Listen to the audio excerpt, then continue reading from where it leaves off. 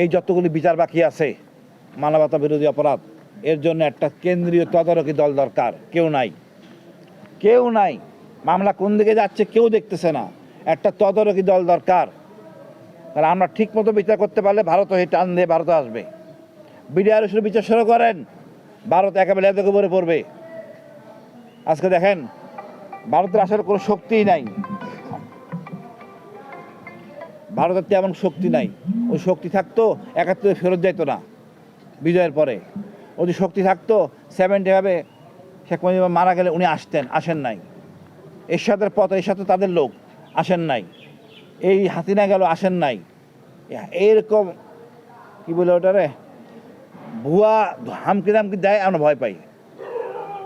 ওই দিন নাই। কাদের সিদ্দিকি প্যারাটুপার দিয়ে ভারত নামছে, কাদের সিদ্দিকি নিয়ে আইছে। ওই দিন হবে না। ভারতকে ভয় পাওয়ার কিছু নেই। আপনারা নিজেরা সাহসী হন, তা লিখতে পারবেন সাহসের মতো। জনগণকে উদ্বুদ্ধ করেন। ইনশাআল্লাহ আমরা ন্যায় বিচার চাই এবং আমরা শক্তিশালী জাতি হিসেবে আমরা দাঁড়াতে পারবো।